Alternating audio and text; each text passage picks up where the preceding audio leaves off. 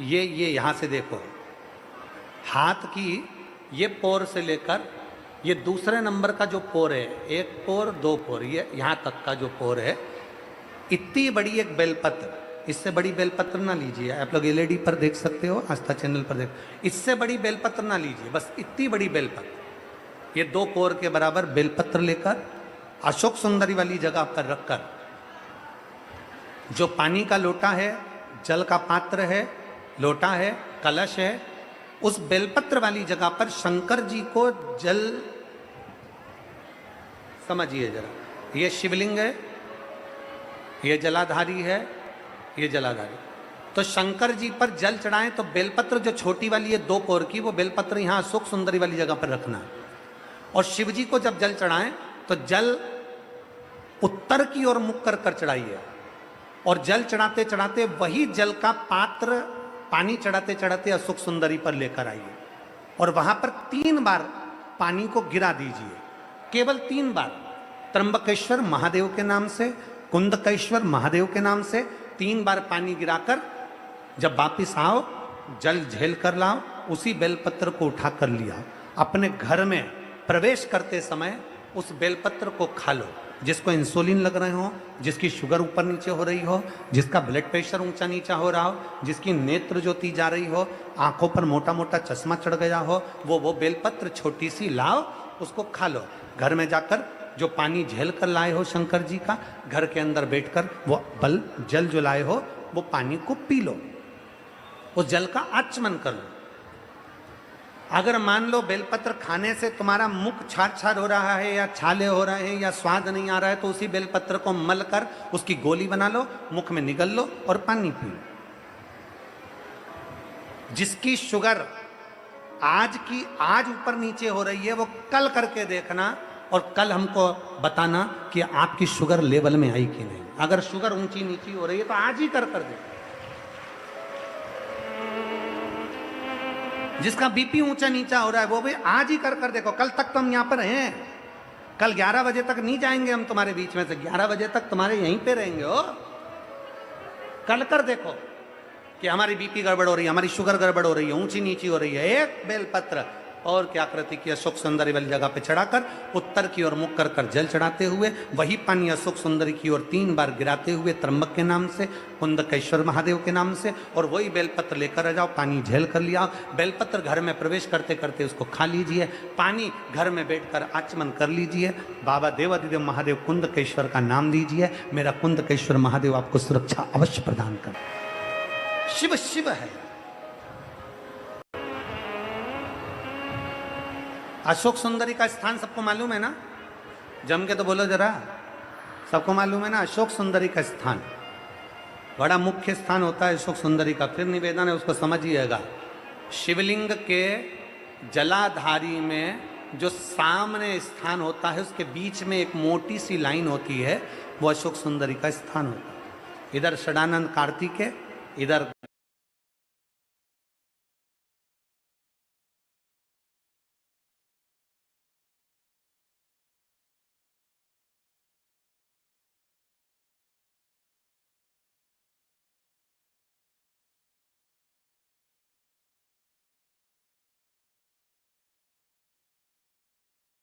गणेश जी, ये पार्वती जी का हस्तकमल, ये शंकर जी का शिवलिंग।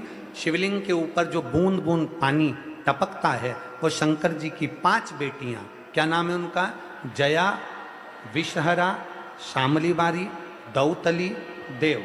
शंकर जी की 5 बेटियां उस पानी को बूंद बूंद गिराती। अशोक सुंदरी का जो स्थान है वो बड़ा मूल है, बहुत।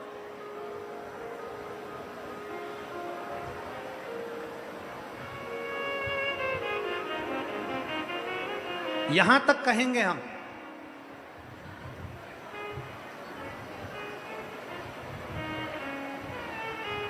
शरद पूर्णिमा से कार्तिक पूर्णिमा के बीच में, शरद पूर्णिमा से कार्तिक पूर्णिमा के बीच में प्रयास करना।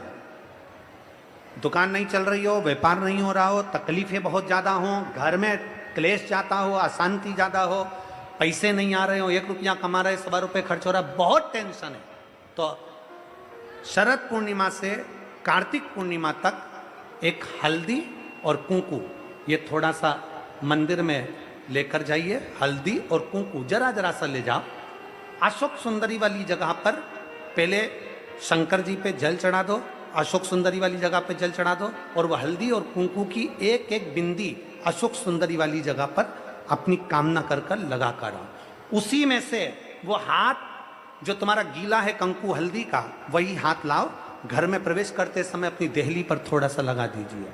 शरद पूर्णिमा से कार्तिक पूर्णिमा तक कर कर देखो, उसके बाद में फिर बताना कि मेरा देवाधिदेव महादेव ने तुम्हारी झोली भरी कि ना भरी, भंडार भरा कि नहीं।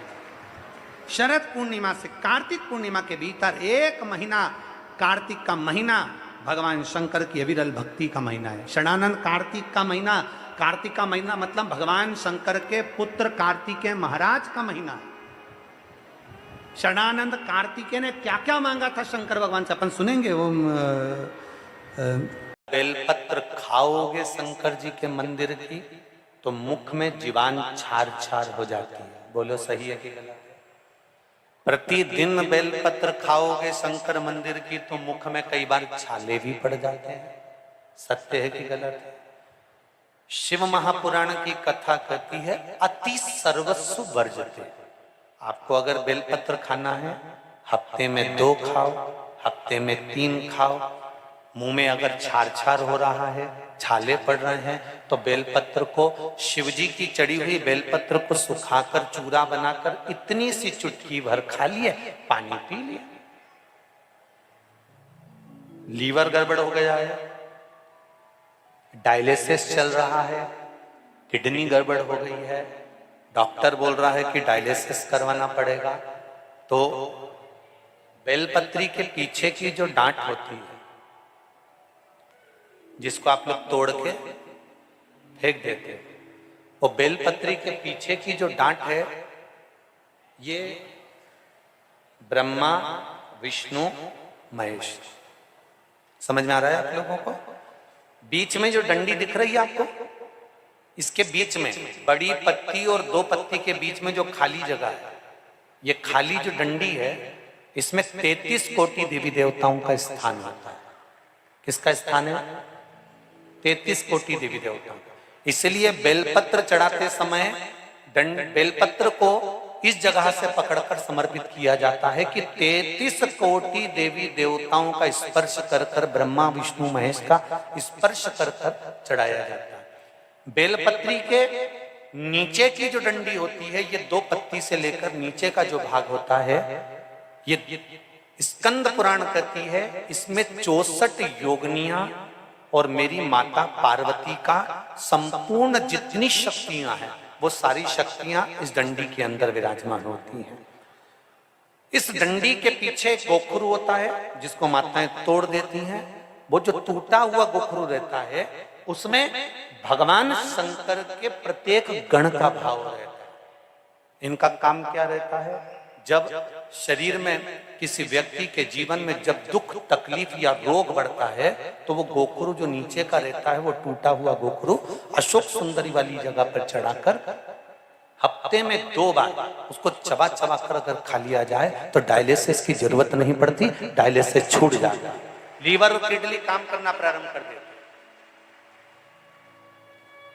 और अच्छे से सुन लेना, अभी की अभी घर जाकर शुगर की जांच करना।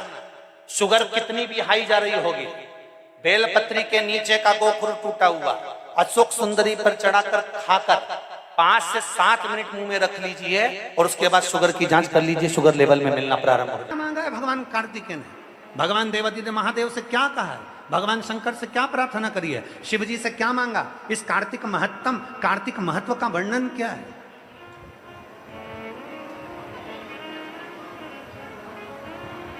शिव तत्व को जानने का प्रयास करें।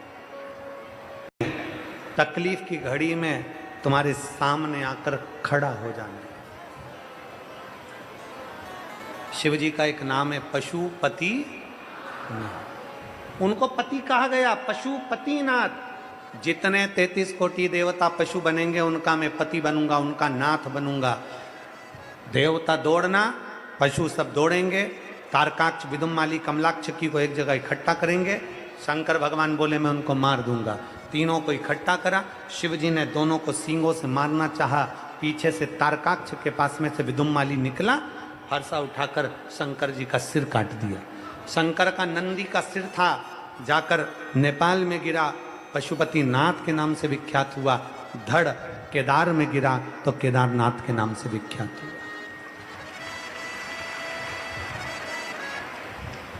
तीन क्रम है शिव महापुराण में। तीन चीजें पशुपति नाथ से जुड़ी हुई बताई। एक था पशुपत्य अस्त्र, जो भगवान राम जी के पास में था, जो भगवान कृष्ण के पास में था। दूसरे नंबर पर है पाशुपत्य योग, जो भगवान कृष्ण के पास में था।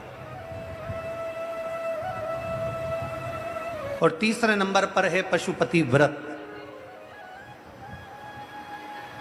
पाशुपत्य अस्त्र प्राप्त करने के लिए हमारे ना जाने कितने जीवन निकल जाएंगे, जन्म निकल जाएंगे, तब तक पशुपति अस्त्र हमारे पास में नहीं आएगा। पाशुपत्य योग करने के लिए हमारी पूरी जिंदगी साधना पड़ेगी, तब जाकर वो पशुपति योग हम कर पाएंगे।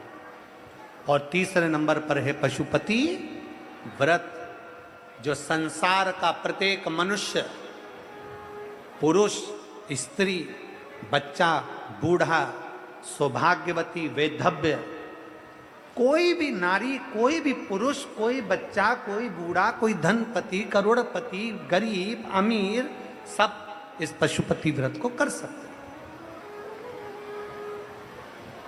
कोई सुहागवती नारी है वो भी कर सकती है, कोई वैधव्य नारी है वो भी कर सकती है, कोई बेटी है वो भी कर सकती है, कोई शादीशुदा है वो भी कर सकती है, कोई लड़का है वो कर सकता है, कोई बूढ़ा व्यक्ति है वो कर सकता है। पशुपति व्रत। हम पशुपति अस्त्र नहीं ला सकते, हम पशुपति योग नहीं कर सकते, पर पशुपति व्रत को हम कर सकते हैं। उस व्रत का नियम ये रहता है, 5 सोमवार का व्रत होता है।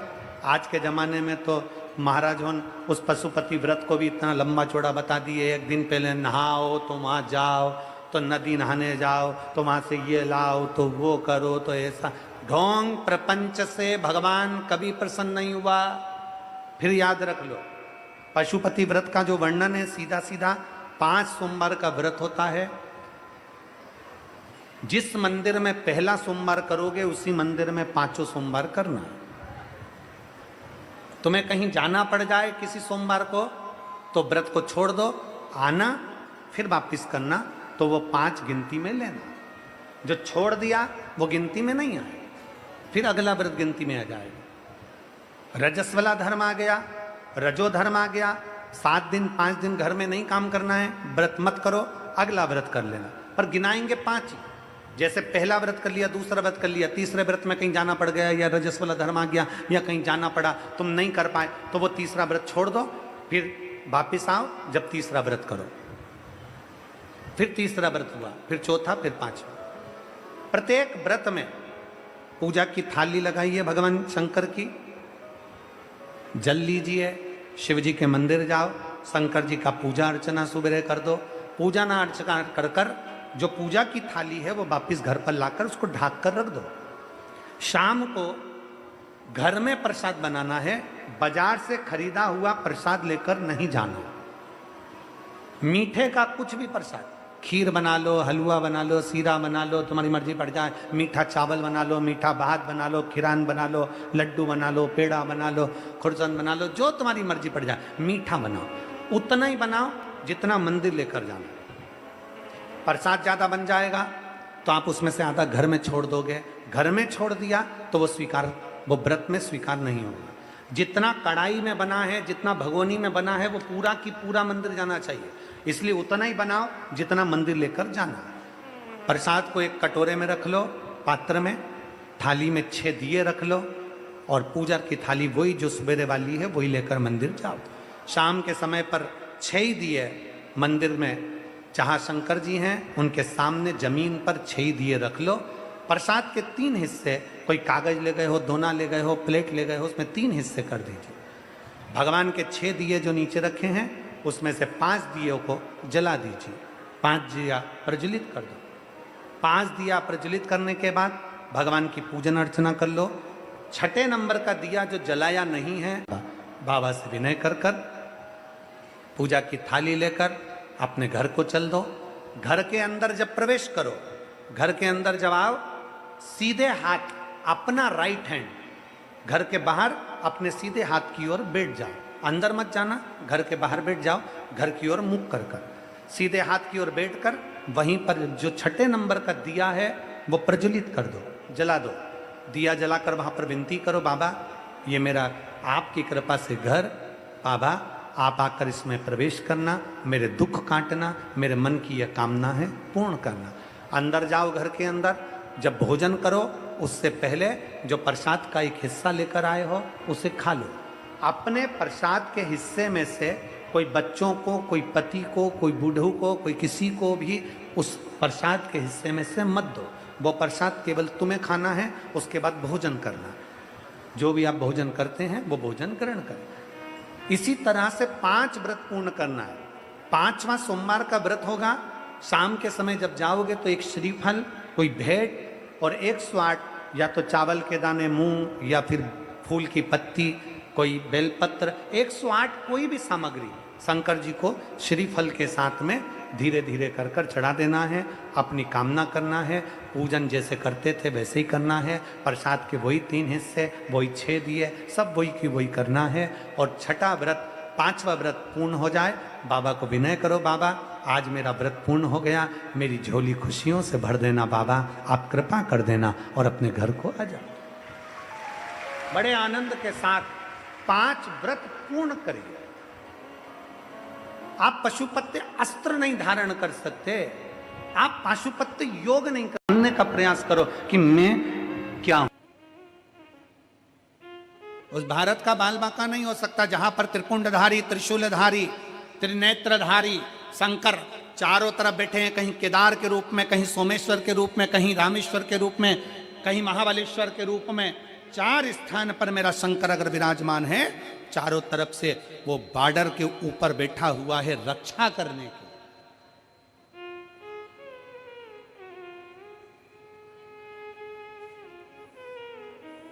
वो तो कहीं कहीं के होते हैं जो शब्दों का खेल कुछ घुमा कर कहना चाहते। एक व्यक्ति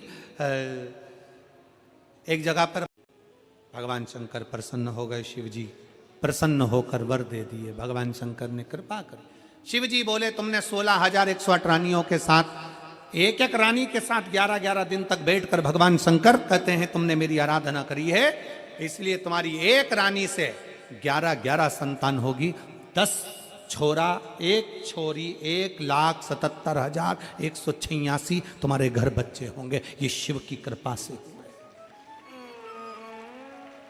शंकर की उदारता से, शिव की करुणा से, उनकी उदारता से, उनकी दया से ये बच्चे। थोड़ा सेट कर लीजिए आप।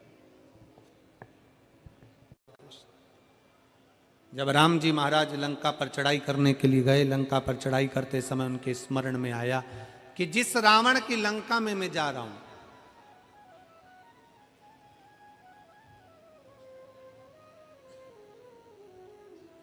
जिस रावण की लंका में मैं पहुंच रहा हूं, वो रावण भी शंकर का भक्त है, शिव का उपासक।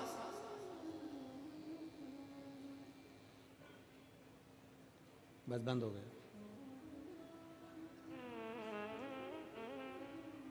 वो रावण भी भगवान शंकर का उपासक है। क्यों ना शिव की आज्ञा ली जाए, शंकर जी की आज्ञा लेकर, शिव जी की आज्ञा लेकर फिर लंका पर चढ़ाई करी जाए, फिर लंका पर पहुंचा जाए। और शिव जी की आज्ञा, भगवान राम बालू रेत का शिवलिंग बनाकर, भगवान राम बालू रेत का शिवलिंग का निर्माण कर कर शंकर जी की आज्ञा लेकर फिर लंका पर चढ़ाई करने जाते हैं। कितना सुंदर प्रसंग शिव महापुराण में वेद व्यास जी लिखते हैं। 12 ज्योतिर्लिंग में से एक ज्योतिर्लिंग रामेश्वर ज्योतिर्लिंग हमें ज्ञान देता है कि शंकर के भक्त के घर में जाने से पहले भगवान को भी शंकर की आज्ञा लेना पड़ती है कि मैं इसको लेने के लिए जा रहा हूं।